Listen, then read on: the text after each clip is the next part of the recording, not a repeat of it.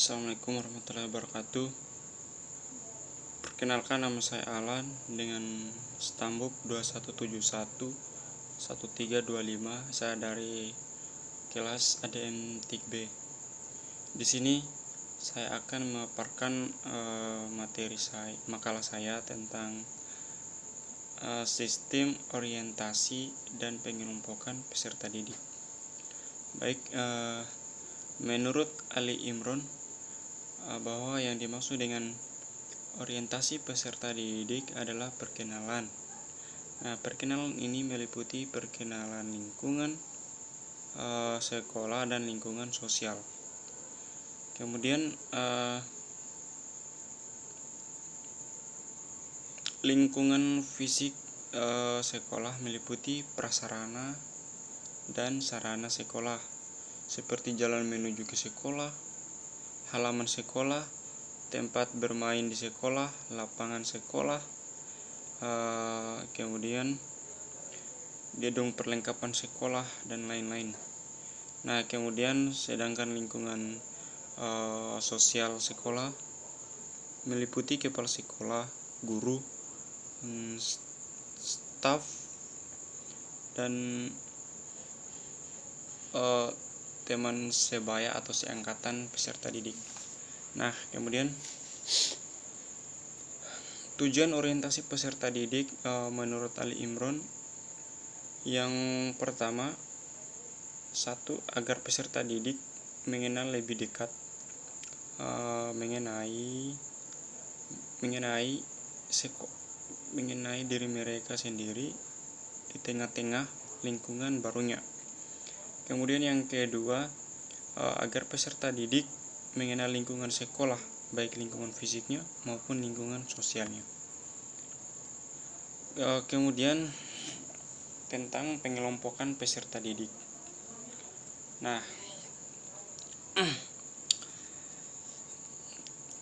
pengelompokan peserta didik ini tidak dimaksudkan untuk membeda-bedakan peserta didik berdasarkan keahlian dan tingkat kepandaiannya, melainkan maksud pengelompokan ini untuk membantu dalam proses belajar mengajar demi keberhasilan peserta didik. Dengan kata lain, pengelompokan peserta didik bermaksud untuk membantu peserta didik mengembangkan kemampuannya seoptimal mungkin, sehingga pengelompokan tidak boleh diartikan lain kecuali untuk proses pengembangan peserta didik tersebut. Nah, kemudian Henyat Soetopo dalam Imron mengemukakan 4 dasar pengelompokan peserta didik. Yang pertama, friendship grouping, kemudian argument grouping, kemudian attitude grouping, dan yang terakhir attention or interest grouping and intelligence grouping. Nah, kita bahas satu persatu. Yang pertama, friendship grouping. Nah, friendship grouping itu pengelompokan peserta didik yang didasarkan atas kesukaan memilih teman. Nah, pengelompokan jenis ini menimbulkan kecenderungan menjadikan peserta didik yang pandai dengan yang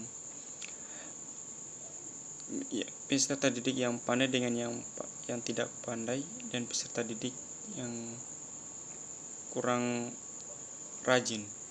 Nah, kemudian yang pengelompokan yang kedua berdasarkan achievement group.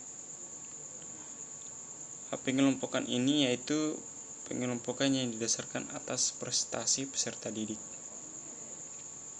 Kemudian yang ketiga, attitude grouping.